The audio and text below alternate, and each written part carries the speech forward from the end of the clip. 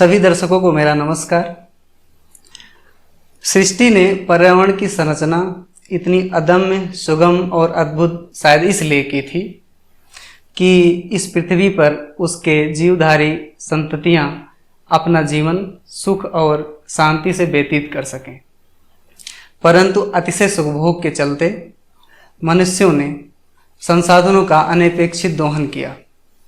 इससे पर्यावरणीय चिंताएं और गहरी हुई और इस समय बहुत सारे संसाधनों की कमी के चलते, बहुत सारे उपागमों की कमी के चलते इस समय पर्यावरणीय समस्याएं की दिशा और दशाएं बिगड़ चुकी हैं।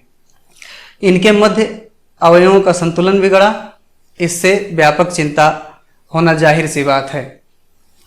इस सब के चलते हमारी जंगल तक की टीम ने एक प्रोग्राम आयोजित करना सुनिश्चित किया जिसका नाम है पृथ्वी मंथन। इसमें हम बौद्धिक वर्गों को बुलाकर या उनसे एक स्वस्थ चर्चा करने का संवाद स्थापित करने की लिए अपेक्षित हैं। और चूंकि पर्यावरण अब सिर्फ विज्ञान का विषय नहीं रहा है, पर्यावरण सामाजिक और आर्थिक का विषय रहा है और इतिहास का भी विषय उतना ही साहित्य का और अब तो जीने का भी विषय बन गया है। इस सब के चलते हमने अपने पहले एपिसोड में प्रोफेसर प्रवीण मिश्रा जी को आमंत्रित किया है। सर, आपका बहुत बहुत धन्यवाद। हम आज इस पर्यावरणीय दशाओं को जो समस्याएं व्याप्त हैं, एक ऐतिहासिक नजरिए से सर से संवाद करेंगे। और सर का परिचय देते हुए, सर इस समय गुरु घासीदास केंद्रीय विश्वविद्यालय में प्रोफेसर के रूप में पदस्थ है इतिहास विभाग में। और सर का अनुसंधान क्षेत्र प्राचीन इतिहास रहा है और उनके बहुत सारे अनुसंधान पर्यावरण संबंधित विषय पे रहे हैं। उन्होंने गहन चिंता व्याप्त की है अपने कुछ शोध कार्यों में भी। इसी संदर्भ में सर से हम चर्चा करेंगे एक ऐतिहासिक नजरिए से कि पर्यावरण कैसे उसकी दिशा और दशा बदलती गई और आज जो हमारे सामने जो परिणाम देख रहे हैं उसका क्या संबंध है। तो सर, आपसे प्राचीन भारत में और पर्यावरण, प्राकृतिक पर्यावरण के कैसा संबंध रहा है, इस बारे में थोड़ा सा प्रकाश करें। सबसे पहले तो आपको बहुत बधाई, आपकी पूरी टीम को बहुत बधाई कि आप लोगों ने बड़ा अच्छा, आप तो एंकरिंग भी बहुत खूबसूरत करते हैं, बड़ा अच्छा लगा सुन के। और दूसरा जो नाम अभी आपने लिया पृथ्वी मंथन, वो मुझे बहुत बढ़िया लगा कि निश्चित रूप से बड़ी गंभीरता से आप और आपकी टीम इस दिशा में काम कर रही है। और निश्चित रूप से मेरी शुभेच्छा है कि आपको इसमें आपका जो भी लक्ष्य है उसकी प्राप्ति हो। बढ़िया, थैंक्स। ये जो पर्यावरण का विषय है, जैसे आपने कहा, कब केवल विज्ञान का विषय नहीं रहा है जी। और जो भारतीय जीवन पद्धति रही है, जो हमारा जीवन सरोकार रहा है अरुण जी, वो बेसिकली क्या रहा है, वो कोई एक आयामी नहीं था, हमेशा बहुआयामी था जी, सर्वआयामी था और सर्वव्यापी रहा है। जैसे हम पर्यावरण की बात करते हैं तो सामान्य तौर पर पहले से ठीक है, संतुलन तो गड़बड़ हुआ है जी। इसके अपने वैज्ञानिक अनुसंधान भी हैं, इसके सामाजिक सांस्कृतिक संदर्भ भी हैं, लेकिन जागरूकता बढ़ी है समाज में। कितना समाज उसको कार्य रूप में ला रहा है वो एक विषय है, लेकिन जागरूकता लोगों में बढ़ी है उस चीज को लेकर। खास करके वर्तमान सरकार द्वारा जब से स्वच्छता को लेकर स्वच्छ भारत मिशन शुरू किया गया है, तब से इसमें ज्यादा गंभीरता लोगों में आई है। पहले अमूमन क्या होता था, हम कोई चीज हाथ साफ करने के लिए यूज कर रहे हैं, उसका प्रयोग कर रहे हैं, तो बिना झटके में जहां देखा ऐसा डाल देते थे, फेंक देते थे। अभी हर आदमी कम से कम डस्टबिन सोचने में मजबूर हो गया, उसके मस्तिष्क में एक बार फेंकने पहले आता है, वो डस्टबिन ढूंढने का प्रयास करता है। तो इस दिशा तक तो हम लोग बढ़े हैं, जागरूकता आई है, उसको और आगे बढ़ाने की जरूरत है। देखिए, पर्यावरण का क्या है, सामान्य तौर पर एक सामान्य इतिहास के विद्यार्थी के रूप में मैंने उसको देखने समझने का प्रयास किया है। पर्यावरण परिस्थिति को समझने का प्रयास किया है, तो जो हमारी कल्चर इकोलॉजी है उसको ठीक से समझने का प्रयास किया है। और केवल सनातन के संदर्भ में ही नहीं, सनातन की जो अन्य धाराएं रही हैं, बौद्ध रहा हो, जैन रहा हो, दूसरे धर्म रहे हो, उनमें क्या पर्यावरण को लेकर बात कही गई उसको भी समझने का प्रयास किया गया है मेरे द्वारा। अब देखिए, सामान्य तौर पर हम कहते हैं कि पर्यावरण शब्द है और उसको हम कहते हैं कि वह पर प्लस आवरण से बना है, जिसमें हमें कहते हैं कि हमारे आसपास का जो वातावरण है जिसमें हम सब रहते हैं, निवास करते हैं, उसको हम मानते हैं कि हमारा पर्यावरण। अब वो कई चीजों से बनता है, उसमें जैविक तत्व भी है और उसके भौतिक तत्व भी है। जब हम जैविक तत्व की बात करते हैं तो जैविक तत्व में मूलतः हम जो हमारे जीव जंतु हैं उनको रखने का और वनस्पतियों को भी रखने का प्रयास करते हैं। जब भौतिक तत्व की बात करते हैं तो भौतिक तत्व की तरफ हम बढ़ते हैं तो उसमें हमारा पृथ्वी तत्व आ जाता है, जल तत्व आ जाता है, हमारा ताप तत्व आ जाता है, अग्नि तत्व आ जाता है, वायु तत्व आ जाता है। तो इस तरह से उसका जो सम्मिश्रण होता है वो जैविक और भौतिक दोनों को मिलाकर बनता है। तो पर्यावरण जैविक, भौतिक, और इसके साथ साथ आप देखते हैं कि 3 आयाम उसके हम सामान्य तौर पर बांटते हैं कि हमारा जल पृथ्वी मंडल है, ये स्थल मंडल जिसको हम कहते हैं, हमारा जल मंडल है, हमारा वायुमंडल है, और सबका एक निश्चित अनुपात है। और जो आदर्श अनुपात है, जब वो आदर्श अनुपात चाहे वायुमंडल का हो, जल मंडल का हो या स्थल मंडल का हो, जब हमारा आदर्श अनुपात गड़बड़ होता है और तब उसी को हम प्रदूषण के रूप में लाते हैं। जब तक वो संतुलित है, आदर्श स्थिति में है, तब तक पर्यावरण ठीक है। और जब इन तीनों में कहीं ना कहीं गड़बड़ी आती है, जिसका जो रेशियो है वो कम ज्यादा होता है, तब हम उस दिशा में बढ़ने का प्रयास करते हैं। अब ठीक है, उसके अपने बहुत सबके अपने लेयर्स हैं भाई। हमको जल मंडल चाहिए क्योंकि जल ही जीवन है, वायुमंडल चाहिए क्योंकि बिना वायु के हम कहाँ जीवित रह सकते हैं, स्थल मंडल हमको अपनी जीविका भोजन आदि के लिए भी चाहिए जहां से हम कर सकते हैं। तो जब हम पर्यावरण की बात करें तो हमें ठीक ठीक पर्यावरण को परिभाषित करें और उसके तत्वों को समझें कि कौन कौन से तत्व इसमें समाहित होते हैं, फिर इसका ब्रॉड कॉन्सेप्ट क्या है, इसमें क्या क्या चीजें आ सकती हैं, उनको ठीक से समझने का प्रयास करें। तो इस तरह से एक सामान्य संदर्भ उसका बनता है। और जब वो संतुलन गड़बड़ होता है तभी हम उसको प्रदूषण के रूप में ले आ पाते हैं। अगर हम प्राचीन भारत देश को उसको देखने समझने का प्रयास करें तो एक लंबी विधा हमारे यहाँ रही। हम लोगों ने गलती क्या किया है, अपने पाठ्यक्रमों को निर्धारित करते समय अपनी सामाजिक, सांस्कृतिक और जीवन निर्वाह पद्धति को तय करते समय हम लोगों से चूक हुई है। जिस मामले में हमारे पूर्वज बहुत आगे थे, उसमें कहीं ना कहीं हमसे गिरावट आई है। और गिरावट को ठीक से अगर आप समझना चाहते हैं कि क्या रहा है, तो सबसे पहली गिरावट आई कि हम अपने प्राचीन साहित्य को, प्राचीन ग्रंथों को हमने धर्म की दृष्टि से देखना शुरू किया। धर्म की दृष्टि से, और धर्म की दृष्टि से अगर देख लें और धर्म को ठीक से समझ लें तो भी समस्या नहीं। हाँ, मतलब उसे दर्शन की दृष्टि से नहीं देखे, दर्शन की दृष्टि से नहीं देखे, एक बात हो गई। दूसरा, धर्म की दृष्टि से भी नहीं देखी, हमने उसको कर्मकांड की दृष्टि देखा, हमने उसको पंथ की तरह देखा। जैसे हमारा जो सनातन है वो धर्म है बेसिकली, बाकी चीजें उपासना पद्धति है। तो हमने सारे ग्रंथों को उपासना पद्धति से समझना चाहा, पंथ के रूप में समझना चाहा। असली समस्या वहां आई। जिसे रिलीजन एक अलग चीज है, वो पंथ है, उपासना पद्धति है, लेकिन धर्म उससे अलग है। धर्म हमारी जीवन पद्धति है। इसलिए हमारे माननीय सर्वोच्च न्यायालय ने भी जब हिंदू धर्म की बात की तो उन्होंने उसको धर्म को परिभाषित करते हुए कहा कि ये हिंदुइज्म क्या है, वी ऑफ लाइफ, एक जीवन जीने की पद्धति है, जीवन निर्वाह पद्धति है। ऐसा हुआ।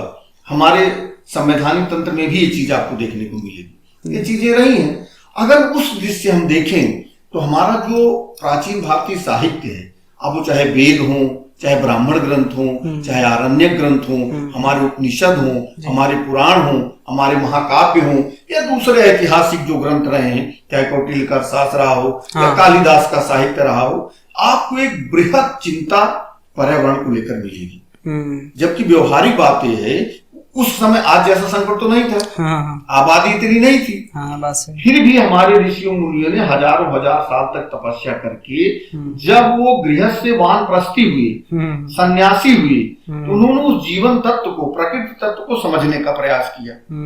जो समझा उसको एक धार्मिक स्वरूप, जिसको कहते हैं ना, जीवन निर्वाह पद्धति में लाने का प्रयास किया। हम उसको ये समझे कि नहीं वो ठीक है, वो प्राचीन साहित्य है, वो केवल धर्म की बात करता है, पंथ की दृष्टि से हमने उसको समझा कि एक वर्ग विशेष का है, एक क्षेत्र विशेष का है, ऐसा समझ के उसको, जब कोई वेद की बात करता है तो लोग वेद की बात कर रहे हैं, कितनी पुरानी बात कर रहे हैं, वो वैज्ञानिक बात करिए, जबकि हमारा वेद 100% वैज्ञानिक है। हाँ, आपके कहने का मतलब कि हमारे जो वेदों का, उपनिषदों का जो उपेक्षा हुआ, उसके चलते यदि उसे एक जीवन शैली के रूप में देखा जाता तो शायद आज इतनी समस्याएं ना होती। सर, हमारे वेदों में एक उल्लेख है वसुदेव कुटुंबकम का, कि एक मतलब पूरा परिवार, पूरा विश्व एक परिवार है। तो उस समय की जो मानसिकता रही ऋषि मुनियों की, या फिर जैसे भी रही हो ऐतिहासिक दृष्टि से, क्या वो आज के उसमें और तब में क्या मायने रखते हैं? किस तरीके का, मतलब तब में और अब में? अब तो हर जगह तो बाउंड्री है जाति की, धर्म की, हर एक चीज की, और वहीं अपना वेद एक कहता है कि वसुदेव कुटुंबकम की बात कर रहा है। तो इसका पर्यावरणीय दशाओं का उस समय की क्या सोच रही होगी?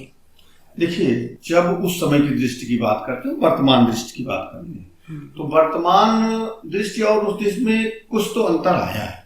अंतर इस दृष्टि में आया, हम प्राचीन भारत में लगभग संतुलन हमारा रहा है हर चीज में, और लगभग ठीक हमने करने का प्रयास किया है। जो हमारे पूर्वज थे, हमारे जो पूर्वज थे, उन्होंने किया है।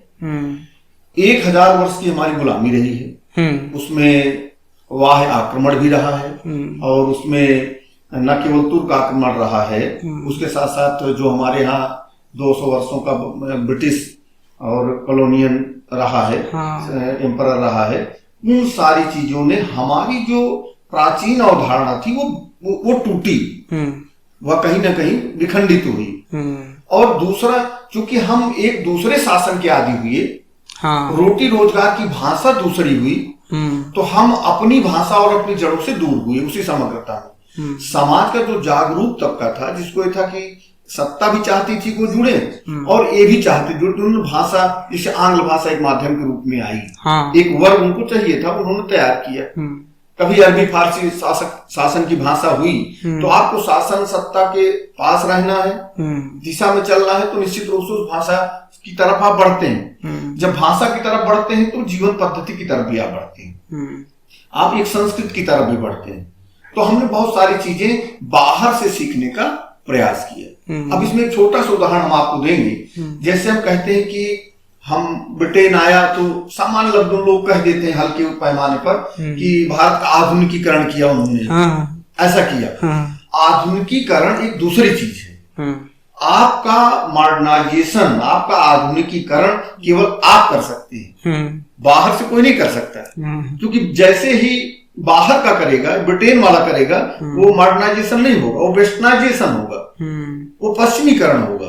मॉडर्नाइजेशन का सीधा सीधा मतलब होता है कि हमारे जो रूट्स हैं, हमारी जो जड़ें हैं, उनको समय के हिसाब से अपडेट करना। जैसे हमारे वस्त्र आभूषण रहे, हमारा खान पान रहा है, पर आबादी बढ़ी है, जनसंख्या बढ़ी है, जरूरतें बढ़ी हैं, रोजगार का स्वरूप है, बदला है, वैश्विक जरूरतें बदली हैं, तो निश्चित रूप से हमारी जीवन पद्धति बदलेगी। बिल्कुल। तो हम अपनी चीजों को, प्राचीन जीवन पद्धति को आज के हिसाब से अपडेट नहीं कर पाए, बाहर से लाने का प्रयास किया। तो हमने केवल खान पान में, भोजन में, वस्त्र में, आभूषण में, नृत्य में, संगीत में, सब में करने का प्रयास किया, और साहित्य में तो किया ही किया। तो एक तरह से बाहर से चीजें आई, उसी को हम पश्चिमीकरण कह देते हैं। अच्छा सर, साहित्य पे भी अक्सर ये आरोप लगता है।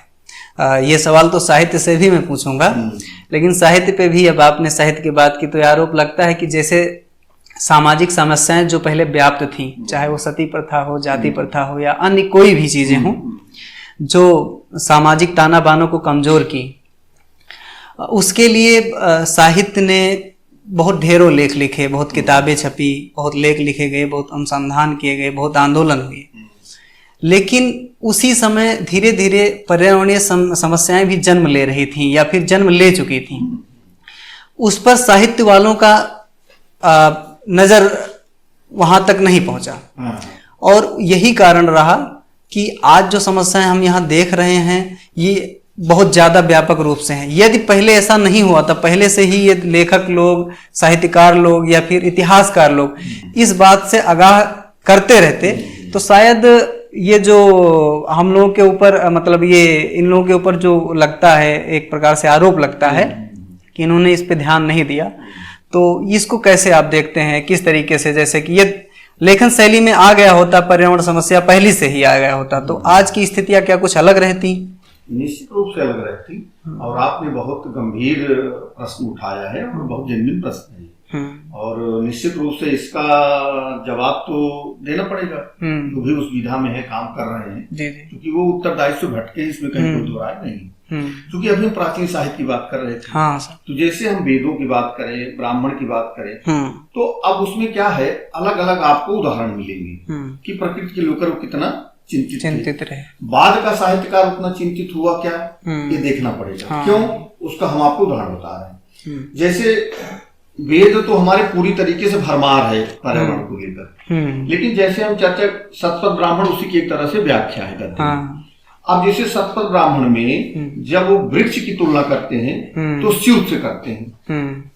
जैसे भगवान शिव हैं तो वृक्ष की तुलना शतपथ ब्राह्मण में शिव से की गई है। शिव तत्व क्या है? शिव तत्व का मतलब है कि वो जो विष तत्व है समाज का, उसको अंगीकृत करना, और अमृत तत्व का प्रवाह समाज के लिए, ये शिव तत्व है हमारे यहाँ। अब ठीक है, आज की पीढ़ी वो दूसरे रूप में लेती है शिव तत्व को, बीच में लेना शुरू कर दी कि वो दम मारो दम और देश भर का चीजें, अलग अलग तरीके के, उसमें भारत के भी वो शामिल है और बाहर से बहुत सारे लोग आते हैं। हमारे कई प्रदेश में इस तरह का एक सिस्टम है पूरा बन गया है। तो वो चीज आई।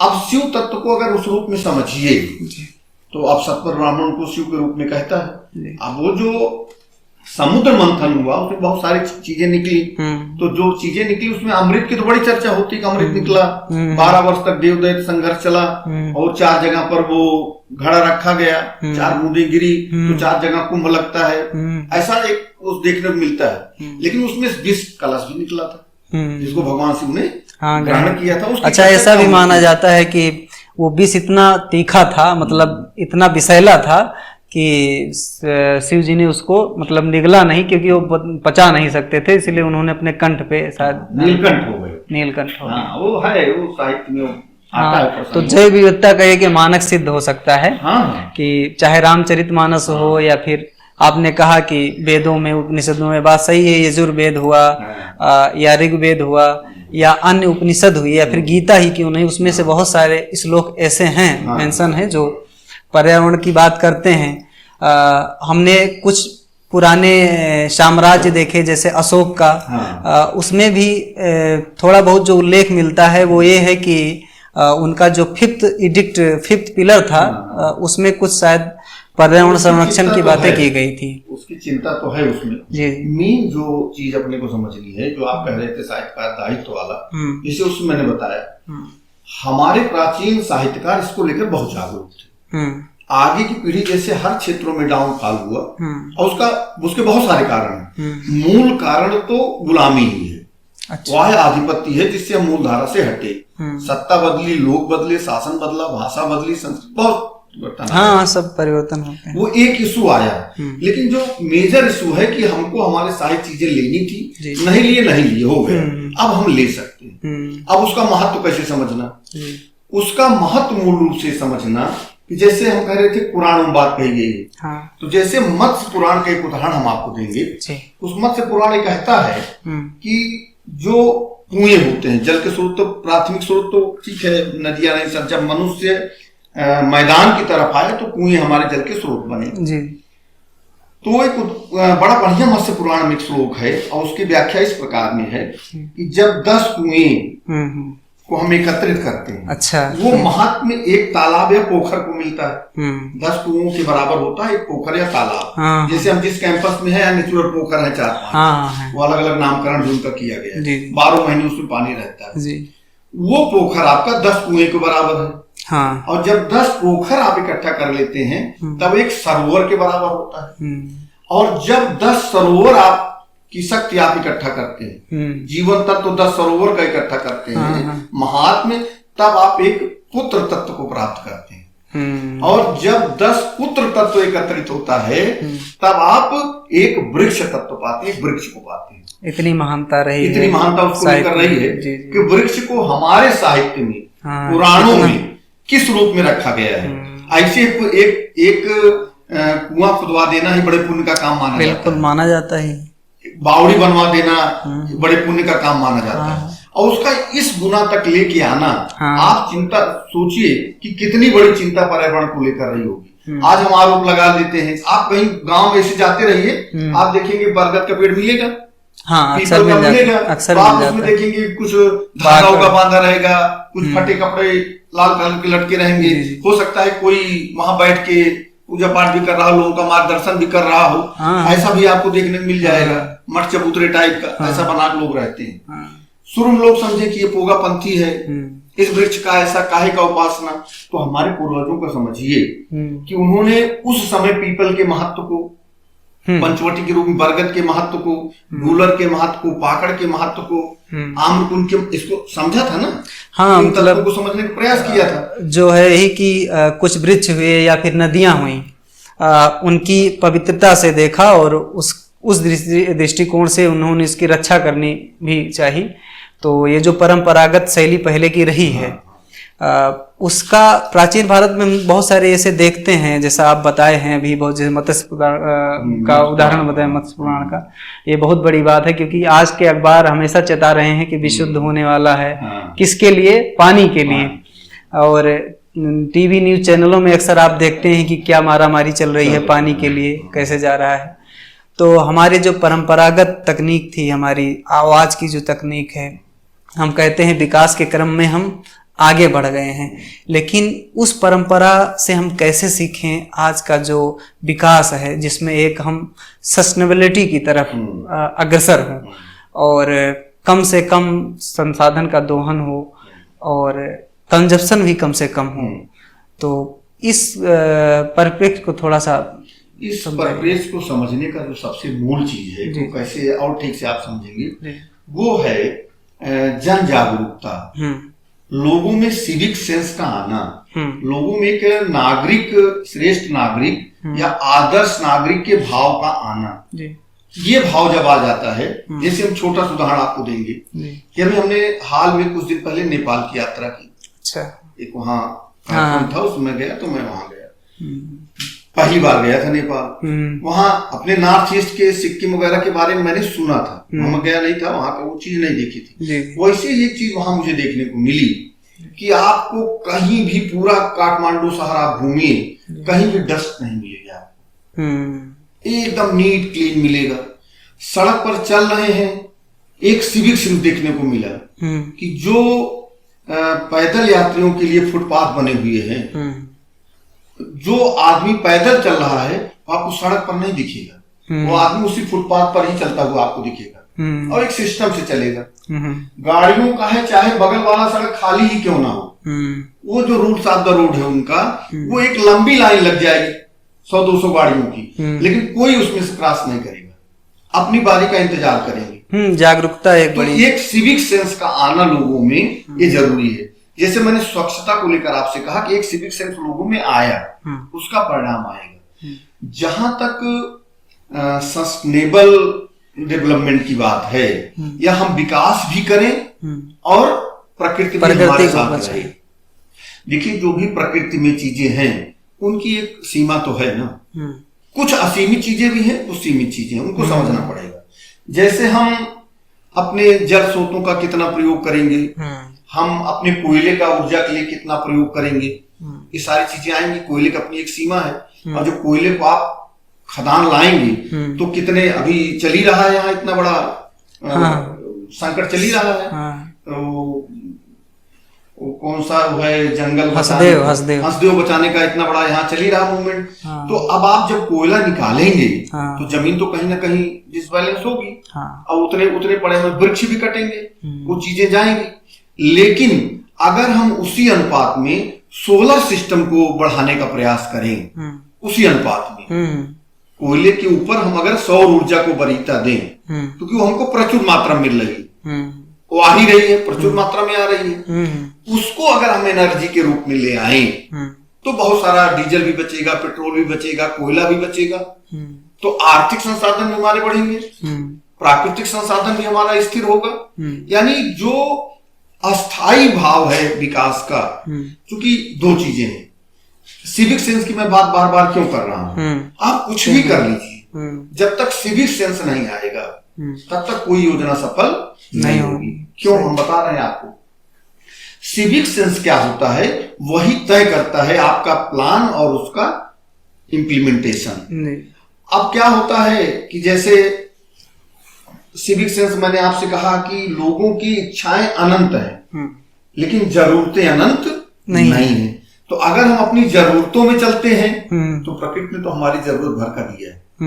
जब हम जरूरत से ज्यादा इच्छाओं पर आते हैं, महत्वाकांक्षाओं पर आते हैं, तब हमारा सस्टेनेबल डेवलपमेंट का रेशियो गड़बड़ हो जाता है। हाँ, इस संदर्भ में गांधी जी का भी एक दर्शन रहा है। बहुत पहले उन्होंने मतलब आगामी भविष्य को लेकर चेताया था, इस सब चीज को लेकर के जो आज है। और उनके दर्शन को लेकर के कई ऐसे बड़े बड़े वैज्ञानिक रहे हैं, उनका मानना था कि भविष्य में कोई भी बचा सकता है इस पृथ्वी को, तो गांधी जी का दर्शन है जो बचा सकता है, जिसमें से पर्यावरण दर्शन को लेकर के उनका जो पहल रही है उसको उन्होंने बहुत सुगम तरीके से देखा है। तो दर्शन के लेकर के, क्योंकि दर्शन भी एक पर्यावरण का ही हिस्सा है और एक इतिहास का भी हिस्सा है, क्योंकि सारी चीज़ें हमेशा इतिहास में भी घटित हुई हैं, सारी घटनाएं घटित हुई हैं, चाहे वो पर्यावरणीय दशाएं हों अथवा कोई दार्शनिक चीजें हों।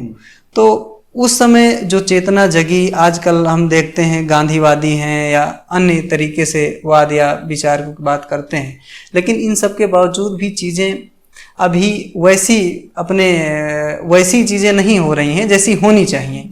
जैसे आपने कहा सिविक्स की बातें, नागरिकता का जो जागरूक होना है, उसके बारे में मैंने अक्सर देखा है कि घरों पे उनके यहाँ पानी बह रहा है, गाड़ियां 4 बार 5 बार धोते हैं और वो गाली देते हैं किसी और को। उनके घर का, उनके शहर का जो वाटर लेवल है वो कितना नीचे चला गया उन्हें इस बात का मालूम नहीं। वो सैकड़ों किलोमीटर दूर किसी दूसरी चीज को मतलब आरोप लगाते हैं। तो ये सिविक सेंस जो आजकल हम लोगों के मानसिक रूप में आया है, और पहले जो था, जो प्राचीन भारत में, सर ऐसा कुछ लगता है जैसे कि जब सिंधु घाटी सभ्यता के बारे में, क्योंकि आपका इतिहास विषय ही रहा है, शोधो आर्कियोलॉजी, ऐसा माना जाता है कुछ लोगों का, कुछ इतिहासकारों का ऐसा भी मानना है कि जो सिंधु घाटी सभ्यता का जो तहस नहस हुआ या भी जो भी पतन हुआ, उसमें उन्होंने पर्यावरण की बड़ी अनदेखी की थी।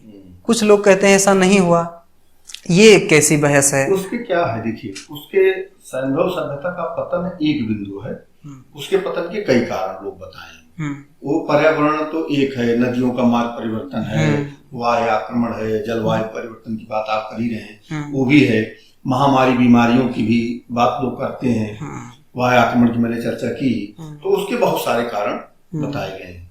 लेकिन उसमें जो सीखने वाली बात है, वो जो वैज्ञानिक चेतना पद्धति हमारी रही है, वो सीखने की बात है। जैसे सिंधु नगर की बात आप करिए, तो चाहे आप हड़प्पा को देखिए, चाहे मोहनजोदड़ो देखिए, वो वर्गाकार आयताकार बटे हुए हैं, और आप बनावट जरा उसको समझने का प्रयास करिए। एक मुख्य सड़क है, फिर उसके बाद सामान्य जो मुख्य सड़क है वो लगभग 33 फीट चौड़ी है। अच्छा, जहां भी देखिए तो 33 फीट चौड़ी आपको मुख्य सड़क दिखेगी। फिर उसके बाद सामान्य सड़क 10 से 12 फीट की सामान्य सड़क मिलेगी। फिर उसके बाद सामान्य सड़क से, मुख्य सड़क से सामान्य सड़कें, सामान्य सड़कों से गलियां निकली हुई, ठीक, गलियों में मकान, जो राजमार्ग है, रायल पथ है, या बड़ा मार्ग है, हाँ, उस पे आपको एक भी मकान नहीं देखने को मिलेगा। ठीक, सड़क गई हुई है। जो मुख्य सड़क है, मुख्य सड़क से सामान्य सड़क की तरफ जाएंगे, वहां आपको कुछ चबूतरे, कुछ बैठने की जगह, हाट बाजार टाइप का देखने को मिलेगा, लेकिन मकान नहीं मिलेगा आपको। मकान वो जो 1 से 1.5 मीटर वाली, 1.5 फीट वाली गलियां हैं, उन गलियों में मकान मिलेगा। ये तो एक संरचना हो गई कि चारों तरफ से खुला है नगर, तो वायु का लगातार आना जाना लगा रहेगा। दूसरा, इतनी खूबसूरत जल निकास प्रणाली, हर घर में लगभग कुआं मिलेगा। ठीक, मुख्य घर में, घर से जल निकास प्रणाली, गली में, गली से सामान्य सड़क में, सामान्य सड़क से मुख्य सड़क में, और मुख्य सड़क के नगर के बाहर ड्रेनेज सिस्टम पूरा मिलेगा आपको। ऐसा एक शानदार देखने को मिलेगा। हाँ, पूरा एक पर्यावरण संतुलन को लेकर के, जिससे उन्होंने उसको बनाया था। जी जी, उनकी ये वैज्ञानिक चेतना थी। हाँ, इस ढंग से उन्होंने नगर को बसाया था। पतन के अपने बहुत सारे कारण हैं, लेकिन जब किसी चीज का अत्यधिक दोहन होगा तो हम उस दिशा में बढ़ेंगे। हमने आपसे कहा ना कि हमारी जरूरतों की तो सीमा है, वो एक सीमा है उनकी, लेकिन हमारी इच्छाएं तो अनंत है। तो जब हम अनंत की तरफ बढ़ते हैं तब ये रेशियो गड़बड़ होना तय होता है। एक छोटा सा उदाहरण आपको इतिहास का देंगे, समझ में आएगा। जैसे चांगेज खा को बहुत बड़ा आक्रमणकारी माना जाता है। ये कहा जाता है उस जमाने में उसने लगभग 4 करोड़ लोगों की हत्या की थी। अच्छा, ऐसा चांगेज खां के बारे में कहा जाता है। ठीक, एक अध्ययन हुआ है, उस अध्ययन में बात कही गई है कि इतने बड़े व्यापक पैमाने पर हत्याएं होने की वजह से जो प्रकृति में हमारे यहाँ गैसों का जो संतुलन होता है वो बिगड़ गया। अब जैसे ये हुआ कि जैसे अमूमन हम मानते हैं कि हमारे यहाँ मान लीजिए जो एक वायुमंडल बनता है तो नाइट्रोजन 78 समथिंग आ गया, या ऑक्सीजन की बात करते हैं तो 20.94 या 21% मान लीजिए। कार्बन डाइऑक्साइड की बात हम करते हैं तो 0.03% आता है। तो कार्बन डाइऑक्साइड की मात्रा ही कम हो गई थी, जो ऑक्सीजन और कार्बन डाइऑक्साइड का बैलेंस है वो गड़बड़ हो गया था उस दौर में। अच्छा, ऐसा उस प्रक्रिया के आधार पर ऐसा भी रिसर्च कहता है। अच्छा, वैज्ञानिक चेतना को हमें ठीक से समझना पड़ेगा।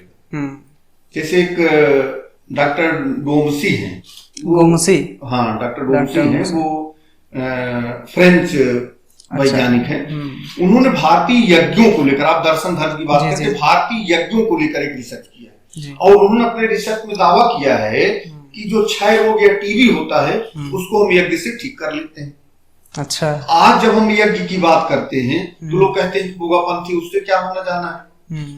एक घटना और मैं कभी कहीं पढ़ रहा था, उसको थोड़ा और देखना पड़ेगा कितना क्या उसका रियलिस्टिक अप्रोच है। जब भोपाल गैस कांड हुआ था, भोपाल गैस कांड, तो उसमें बहुत बड़े पैमाने पर जनहानि हुई थी गैस लीक होने की वजह से। उसमें बताते हैं एक परिवार उसी नगर के बीच में था जिनके यहाँ यज्ञ का आयोजन चल रहा था। अच्छा, ये हवन कुंड जल रहा था, यज्ञ हविष्या पड़ रही थी। वो परिवार और वो क्षेत्र प्रभावित नहीं हुआ उससे। उस पे भी एक बाहरी व्यक्ति ने रिसर्च किया और कहा क्योंकि वो गैस यहाँ इस नाते प्रभावी नहीं हुई कि यहाँ यज्ञ से जो धुआं निकल रहा था उसकी वजह से यहाँ ये नहीं आई। तो वैज्ञानिक ढंग से ब्रिटेन, यूरोप, अमेरिका, दुनिया के दूसरे देश, फ्रांस उस पर काम कर रहे हैं, हमारी यज्ञों की प्रामाणिकता को बता रहे हैं, हमारे वातावरण की प्रामाणिकता को बता रहे हैं। अब उन यज्ञों को जब आप देखने जाएंगे वैदिक काल में, तो एक हमारा यजुर्वेद यज्ञ वेद ही, यजु मतलब यज्ञ, वेद माने ज्ञान, यानी उसमें यज्ञों का ज्ञान है। और यज्ञ बहुत तरह की है, सत्य पर विजय पाने का, अच्छी फसल पाने का, अच्छे पशु पाने का, बीमारियों पर विजय प्राप्त करने का, अतिवृष्टि अनावृष्टि दोनों से बचने का, ऐसा एक सिनारियो देखने को मिलेगा आपको। तो वो यज्ञ बिल्कुल वैज्ञानिक थी, उसी में से हमारी ज्योमेट्री निकल रही, हमारा सूत्र निकल रहा है उसी से, जिसमें कहा गया है कि कौन यज्ञ कैसे बनेगी, किस पर्पज के लिए यज्ञ की जा रही है, कौन सी हविषा होगी, कौन सा मंत्र होगा, कौन सी दिशा होगी, और जो कुंड बन रहा है यज्ञ कुंड वो कैसा होगा, वो 5 खाने का होगा, 4 खाने का होगा, अष्टकोणी होगा, त्रिकोणी होगा, कैसा पूरी ज्योमेट्री आपको देखने को मिली वैज्ञानिक ढंग से। तो 2 पक्ष होते हैं उसके, एक कर्मकांडी होता है, एक पारलौकिक होता है, एक लौकिक पारलौकिक, एक कर्मकांडी, एक सिद्धांतिक पक्ष रहता है। जैसे जब हम यज्ञ करते हैं तो जितनी चीजें उस समय हमको दिखती हैं, हविष्य दिख गई, पुरोहित दिख गया, जजमान दिख गया, अग्नि दिख गई, जो अग्नि की ज्वाला दिख गई, वो सब सारी चीजें तो लौकिक हमारा कर्मकांड हो गया। हम कर क्यों रहे हैं, किस मंत्र का उच्चारण कर रहे हैं, किसके लिए कर रहे हैं, उस पर बाहर बहुत रिसर्च हुआ, वो सब उसको स्वीकार कर रहे हैं।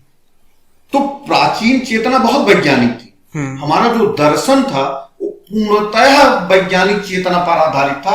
नहीं तो मुंडकोपनिषद थोड़ी कहता है यज्ञ टूटी नौका है, उसका आरोप भी आता है। अच्छा। जब एक अच्छी परंपरा आती है और उस परंपरा में कभी कभी विकृति भी आती है, जैसे भारतीय समाज बहुत अच्छा था एंशिएंट इंडिया में। हाँ।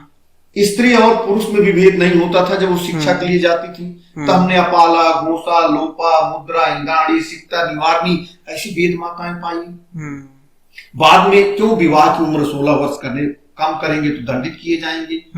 भेद नहीं होना, जिस उम्र में बालक का उपनयन होगा उसी में बालिका का उपनयन होगा। एक संतुलन हमने बनाया। उनको शारीरिक रूप से, मानसिक रूप से आगे बढ़ने का अवसर दिया। लेकिन उसी समाज में बाद में क्या आता है, सती जैसी प्रथा भी आती है। विधवा विवाह निषेध भी आता है, बाल विवाह भी होता है और विधवा विवाह निषेध भी आएगा। जब आप बाल विवाह की तरफ बढ़ेंगे तो शारीरिक मानसिक रूप से विकास का अवसर नहीं देंगे। जी। तो एक सांस्कृतिक प्रदूषण तो बढ़ेगा। हाँ। कि जब आप बाल विवाह करेंगे, विधवा नहीं करेंगे, 10 वर्ष 12 वर्ष विवाह कर रहे हो, घटना हो गई तो क्या करेंगे आप, उसका पुनर्विवाह तो होने नहीं देंगे। विधवा का पुनर्विवाह नहीं होगा। जीवन क्या होगा, बिस्तर का प्रयोग नहीं करना, सार्वजनिक समारोहों से दूर भागना। समाज में विकृति आज भी आप देखना आज तो लोग अवॉइड करते हैं कि मैं कहीं अच्छे काम के निकलूं, कोई आज भी माना, आज भी कम है लेकिन मिलता है। जी बिल्कुल। तो उसको वो चेतना आई। तो ऐसे ही जो हमारे यज्ञीय कर्म कांड है वो विशुद्ध वैज्ञानिक प्रक्रिया है। लेकिन समय के साथ साथ क्या होता है कि जैसे ज्योतिष या फलित ज्योतिष वो एक तरह से वैज्ञानिक गणना है। जिसको मैथमेटिक्स नहीं आती, जिसने ज्योतिष नहीं पढ़ा, जिसको संस्कृत नहीं, वो आपका भविष्य वाचता है, आपकी कुंडली देखता है। हाँ, तो ढोंग होगा ही। तो वो उसके आधार पे आप चलेंगे। वो आप ऐसे तो ज्योतिष वैज्ञानिक आप कहिए कि कहाँ का वैज्ञानिक है, फलाने ने बताया था, हमको कुछ लाभ नहीं। फलाने को पता ही नहीं को क्या है, न उनको संस्कृत भाषा का ज्ञान है, न ज्योतिष का ज्ञान है, न किसी चीज का ज्ञान है, न मंत्र का अर्थ पता है। वो काहे का कल्याण करेंगे भैया हमारा। तो ये जो चीज है ना, तो वो वैज्ञानिक चेतना रही है, उसका हमने लाभ लिया है, उससे हमारी सर्जना चली। अभी क्या होता है, जैसे गांव में आप किसी को देखिए, आप दर्शन की बात कर रहे हैं ना, वो दर्शन कितना बड़ा उसको देखिए। गांव में क्या होता है, कोई व्यक्ति नहाता है तो जल अर्पण करता है। अभी हम क्या करते हैं, जल उठाए और ऐसे ही ले गए, कहीं गिरा दिया हमने, ऐसा कर दिया। उसकी एक वैज्ञानिक प्रक्रिया है। जल आप लेते हैं तांबे के लोटे में, ठीक, सनलाइट जहां सूर्य रहता है उसमें पड़ता है, उसमें आप चावल के दाने डालते हैं, हल्दी कुमकुम जो डालना होता है डालते हैं, फिर एक निश्चित तरीके से आप उसको गिराते हैं। अभी क्या है, जो उसको नहीं जानता उसको पंथ से जोड़ता है, पूजा पद्धति और कर्मकांड से जोड़ता है, जबकि वो धर्म की प्रक्रिया है। पंथ और धर्म का अंतर समझते हो, रिलीजन और धर्म का अंतर समझते हुए समझिएगा कि वो पूर्णतः दार्शनिक और धार्मिक प्रक्रिया है। कि व्यक्ति जब लोटा लेके करता है और जल धीरे धीरे नीम के पेड़ पे गिरा रहा है। अब उसको हमारे वैज्ञानिकों ने, बाहर वैज्ञानिकों ने सिद्ध किया है कि नीम की गठली पर, जो नीम की जड़ होती है, तना होता है, उस पे जब जल गिरता है तो आप श्वास खींचते हैं, उस समय जल गिरता रहता, सांस आप अंदर लेते हैं, तो एक बैक्टीरिया उससे निकलता है जो हमारे अंदर जाता है, तो हम बहुत सारी बीमारियों से बचते हैं। इतनी वैज्ञानिक प्रक्रिया है। हर घर में तुलसी लगाते हैं, कहते हो पूजा पद्धति है। कितनी वैज्ञानिक है। तुलसी भी पीपल की तरह है जो 24/7 ऑक्सीजन देने का काम करता है, इसलिए हम तुलसी लगाते हैं। उस समय शायद वो कहते कि प्राण वायु देता है, प्राण को संकट तो एंशिएंट इंडिया में नहीं था। आज के संदर्भ में मुझे लगता है इस सब चीज को एक जैव विविधता के संवर्धन के संदर्भ में देख सकते हैं। बिल्कुल देखना पड़ेगा। और ऐसे में ही इसे भारतीय प्राचीन पर्यावरणीय नैतिकता रही है या फिर जो प्रथा रही हैं, उसमें से सबसे ज्यादा प्रासंगिक आप किसको मानते हैं? कैसे प्रथाएं जो परंपरागत रही हैं, और या फिर जो क्या नाम है, पर्यावरण के प्रति उनकी जो पर्यावरण नैतिक जो दृष्टिकोण रहे हैं जी, उसको आप समझिए। आपने अशोक की भी चर्चा किया था हाँ, कि केवल अशोक ने वो चीज कहाँ से पाई, या आज भी, आज थोड़ा सा स्वरूप बदला है। मैंने कहा यही पीछे सीखना है। क्या स्वरूप बदला है? पहले जब हमारा कोई अभीष्ट होता था तो हमें कहते थे कि अगर मेरा एक कार्य होगा, हमारा पूर्वज कहता था कि अगर हमारा एक कार्य हो जाएगा तब हम एक कुआं खुदवाएंगे, हम एक गांव में बावड़ी बनवाएंगे। ये पुण्य का काम माना जाता था। उसमें पर्यावरण भी निश्चित था, जल संरक्षण भी निश्चित था कि हम एक बावड़ी बनवाएंगे गांव में। ठीक, अब अभी क्या हो रहा है? अभी तो स्वरूप बदला है, तो चढ़ाव चढ़ाने की बात है, बहुत सारी चीजें, स्वरूप आया है।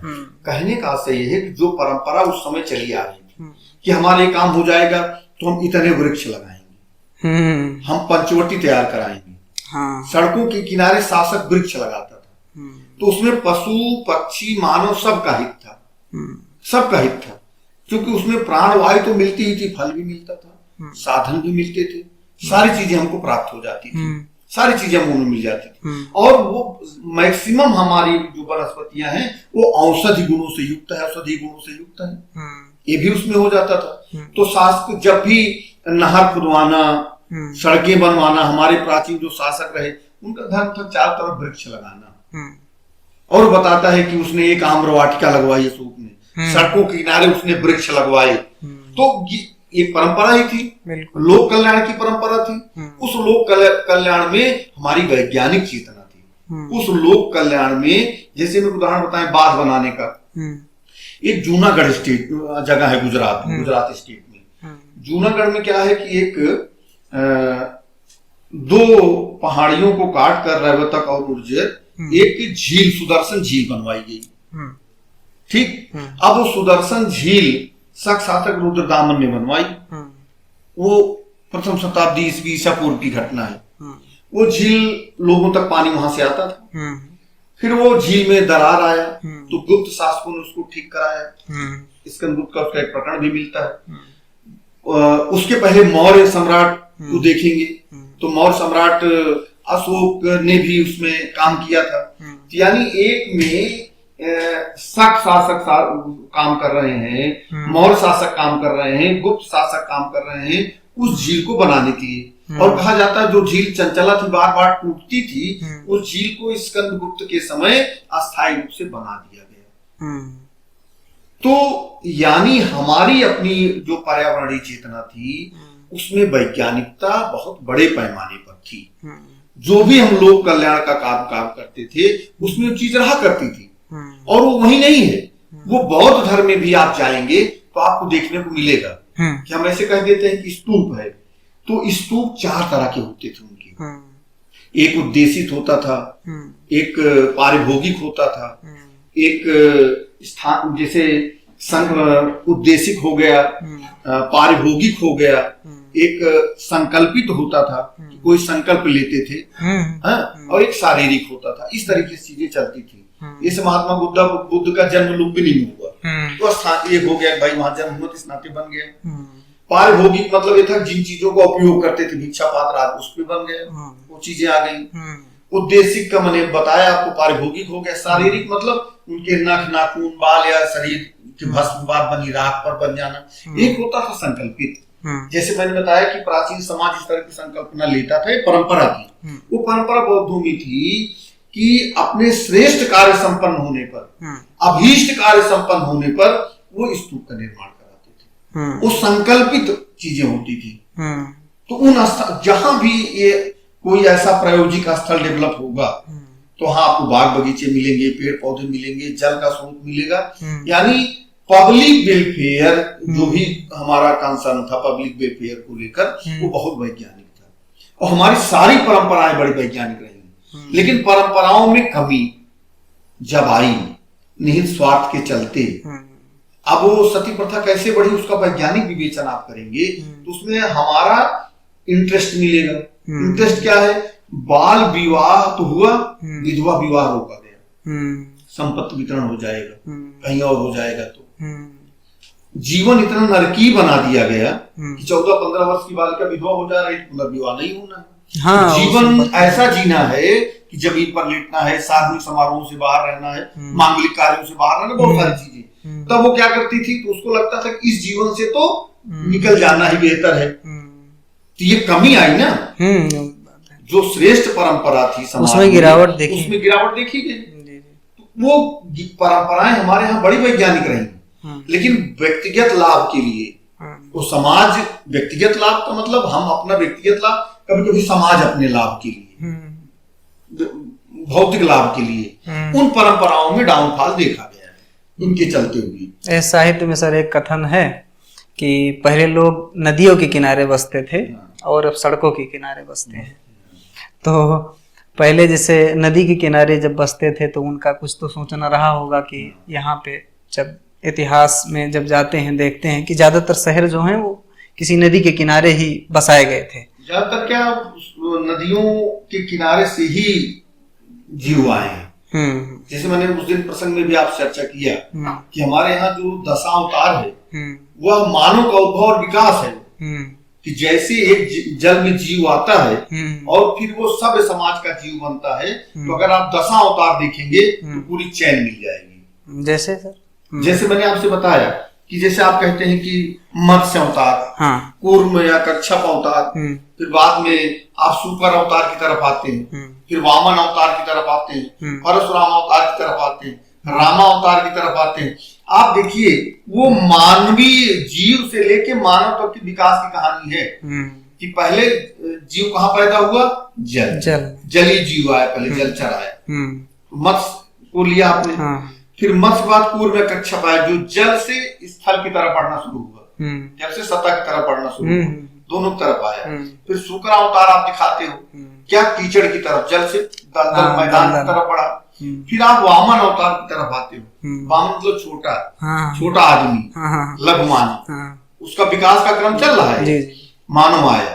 फिर आप कहते हो परशुराम, जो मानव आया वो संस्कृताइज नहीं था, वो असभ्य, बर्बर, एज लाइक एनिमल उसको कहते हैं ना, अनलिटेड, अनकल्चर्ड, इस तरह के एक शब्द किया जाता है कि उस समय के मानव के लिए वो लगभग एज लाइक एनिमल, लगभग पशुवत था जो आया था। तो वामन अवतार के बाद जो आया परशुराम अवतार, की उसमें बड़ा वो था अपनी चीजों को लेकर ना, कि मतलब बड़ा उग्र था, भयंकर था, दानवी वृत्ति रखता था। जैसे परशुराम मानव होते होते लेकिन किस तरह का उनका क्रोध रूप देखने को मिलता है चीजों को लेकर, वो सामने आया। फिर रामा अवतार आता है, एकदम सब मतलब इस तरह का मानव, मर्यादा पुरुषोत्तम, ऐसा अवतार देखने को आता है। फिर कृष्ण अवतार आता है, उसका स्वरूप थोड़ा सा अलग है, रामकृष्ण बड़ा अंतर है चीज को लेकर, जीवन को लेकर, तो वो स्वरूप देखने का आता है। और समाज जब मानव विखंडन को एक साथ जोड़ने का प्रयास करता है, समाज को जोड़ने का प्रयास करता है, तो बुद्ध को भी 10वें अवतार के रूप में ले आता है कि बुद्ध कोई अलग नहीं, बौद्ध कोई अलग नहीं है, हमारा ही हिस्सा है, वो सारी परंपराएं हमारी रही। हरिहर की मूर्तियां बुद्ध काल में मिलना शुरू हो गई। अब हरिहर मतलब शैव और वैष्णव को एक साथ लाने का प्रयास। अब वो उमा महेश्वर की प्रतिमा, सीताराम की एक साथ प्रतिमा, राधा कृष्ण की प्रतिमा, स्त्री और पुरुष को एक साथ रखने की प्रक्रिया समाज में, अलग अलग धर्मों को एक साथ रखने की प्रक्रिया, इस तरह की मूर्तियां, इस तरह के मंदिर, इस तरह की उपासना पद्धति हमारी मिलना, ये हमारी परंपरा रही है, ये हमारी चेतना रही है। अब उस चेतना और परंपरा को हमें ठीक से समझना पड़ेगा और अपनी जीवन निर्वाह पद्धति में लाना पड़ेगा। लेकिन इसमें ध्यान रखना पड़ेगा कि आधुनिकीकरण के नाम पर आयातित हमारा पश्चिमीकरण ना हो। अपनी जरूरत के हिसाब से हम अपने भोजन, वस्त्र, आभूषण, मनोरंजन के साधन में समय के हिसाब से परिवर्तन करें। एक वाद्य यंत्र जब वैदिक काल में बजता था तो वैदिक काल कबीलाई जीवन, जनपद, महाजनपद, राज्य, आया, तो एक निश्चित आबादी थी, कुछ लोगों को जागरूक करना था, इकट्ठा करना था। अभी इतनी बड़ी भीड़ इकट्ठा करना है तो आवाज तो दूर तक जानी चाहिए। उसके लिए कौन सा माध्यम आप प्रयोग करते हैं और किस मात्रा में, कितने डेसिबल तक का चलना है। अब वो 20 से 30 तक ठीक रहेगा, 70 तक किसी तरह सहन कर पाएंगे, वो बज रहा है 150 का, हार्ट अटैक हो जाए, सड़क पर चले जाएंगे। तो उन सब चीजों को, इस सारी चीजें भरी पड़ी है समाज में। जरूरत यह है कि जो मैंने कहा सिविक सेंस उसका आधार तत्व है, एक अच्छा नागरिक उसका आधार बनता है। वो नागरिक जिसको धरती की चिंता हो। प्रकृति क्या है, देखिए हम समझते नहीं चीजों को। हम प्रकृति और हम एक हैं। मनुष्य बना किससे है? हम कहते हैं ना, क्षिति जल पावक गगन समीर, पंच तत्व मिल अदम शरीर। कहावत हमारे कही भी जाती है। और वैज्ञानिक भी कहता कि इसी से बना है, उन्हीं चीजों से हम बने, उसी में चले जाते हैं। संतुलन कितना तगड़ा समझने का प्रयास करिए। धरती पर पानी कितने प्रतिशत है? 70%। 70% करीब पानी है धरती पर। हमारे शरीर में पानी की मात्रा कितनी है? लगभग उतना है। लगभग उतना ही ना। हम प्राकृतिक तत्वों से बने हैं। तो वृक्ष हमारे परिवार का हिस्सा है, नदी हमारे परिवार का हिस्सा है, वायु हमारे परिवार का हिस्सा है, जो प्रकाश है, ताप है, हमारे परिवार का हिस्सा है, जो हमारा अनंत आकाश है वो हमारा परिवार का हिस्सा है, क्योंकि हम उसी से बने हैं। तो कनेक्ट जो हमारा नेचर कनेक्ट है, हमारा जो इकोलॉजिकल कनेक्ट है, हमारा जो प्रकृति से पारिस्थितिकी से हमारा जो जुड़ाव है वो बहुत नैसर्गिक है और मौलिक है। हम उससे जुड़े हुए हैं, हम उसी से हैं। होता क्या है, जैसे मैंने कहा कि जरूरतों से बढ़ के महत्वाकांक्षा और अनंत इच्छाओं की तरफ जब हम बढ़ते हैं तो हम अपने से ही दूर होते हैं, अपने से ही दूर होते हैं। और उस वही दूरी हमारी और प्रकृति की बनी है। जिस दिन एक अच्छा नागरिक तैयार हो जाएगा, उसमें एक ठीक ठीक नागरिक तत्व होगा, समझ होगी, तो उसका कनेक्ट नेचर से उसी तरीके के होगा कि वृक्ष अलग कुछ नहीं। फिर हम जब उसको, जिस वृक्ष को हमारे पूर्वजों ने तैयार किया, जिससे हम जीवन पा रहे हैं, अभी तो कोविड में सबको समझ में ऑक्सीजन की दशा, बिना ऑक्सीजन कितने निकल लिए। अब आप कल्पना करें कि एक वृक्ष कितनी ऑक्सीजन हमको देता है, नेचर। हमने उससे दूरी बनाई, भौतिकता की तरफ तेजी से हमने बढ़ा, अनंत इच्छाओं, जरूरतों से इच्छाओं की तरफ बढ़े, उसमें हम बैलेंस नहीं कर पाए। तो उस बैलेंस को अगर आप करते हैं सिविक सेंस के साथ और अपना कनेक्ट नेचर के साथ बनाते हैं, जब आपको पता होगा कि वही जल जो वहां 70% तो हमारे में है, उसी जल से हम बने हैं, तो एक अलग अनुराग होगा। सर एक आखिरी सवाल आपसे, फिर जैसे प्राचीन जो भारतीय रहा है, समाज रहा है, उसके इतिहास से और आज का जो आधुनिकीकरण वाला है, उसको एक क्या हम सीख सकते हैं? कुछ चंद लाइनों में थोड़ा सा बताइए बस। फिर हम उसको सीखने का क्या है कि मैंने जो मूल बात आपसे कही कि जो हमारा प्राचीन भारतीय समाज था, हमारे जो पूर्वज थे, हमारा जो जनमानस था, वह पूरी तरीके से नैसर्गिक या प्राकृतिक रूप से प्रकृति से जुड़ा हुआ था। हम एक दूसरे के हिस्सा थे। यह हमारे उस समय के शासकों के कार्यों में भी दिखता था, वो सामाजिक परंपराओं में भी दिखता था कि जो भी सामाजिक परंपराएं होती थी वो उसी के इर्द गिर्द चलती थी, प्रकृति के इर्द गिर्द ही चलती थी। हम जल को देवता मानते हैं, हम पर्वत को देवता मानते हैं, हम वर्षा का देवता की कंसेप्ट हमने किया, सूर्य को देवता के रूप में माना। हमारे जितने देवता हैं प्राचीन, आप जो भी देवता हमारे हैं, उनको अगर आप देखने जाइए तो किसी ना किसी प्रकृति तत्व को वो अपने में समाहित रखते हैं और उस तत्व से हम जीवन पाते हैं, हमारी सर्जना सृजित होती है उनसे। तो जब आप उन तत्वों की तरफ देखते हैं और प्रकृति से उनके अनुपात को देखते हैं तो एक सामान्य सरल और सर्जक अनुपात देखने को मिलता है, जिसको देखने कहते हैं भारतीय चैतन्य की दृष्टि में देखना, भारतीय चेतना की दृष्टि में देखना। तो आपको सारे समाज में वो जल को लेकर, वृक्ष को लेकर, वायु को लेकर, धरती माता को लेकर एक कनेक्ट दिखेगा, उस समय पूरा कनेक्ट दिखेगा। और वही कनेक्ट लाने की जरूरत है कि नागरिकों में बात आए, ये मूल समझना कि हम और प्रकृति अलग नहीं, हम उसका हिस्सा है, जिससे हमारा सराउंडिंग बना है, उसी से तो हम भी बने हैं, उन्हीं तत्वों से हम बने हैं, उन्हीं तत्वों में हमें जाना भी है।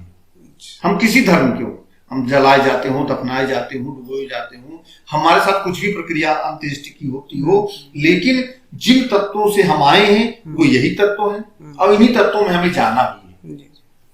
तो ये समझ अगर विकसित हो गई तो बहुत बड़ा संकट कोई रहना नहीं है। और हर चीज का आधार, मैं मानता हूं कि हर चीज का बेसिक आधार एक तरह से अच्छा नागरिक तैयार करना है।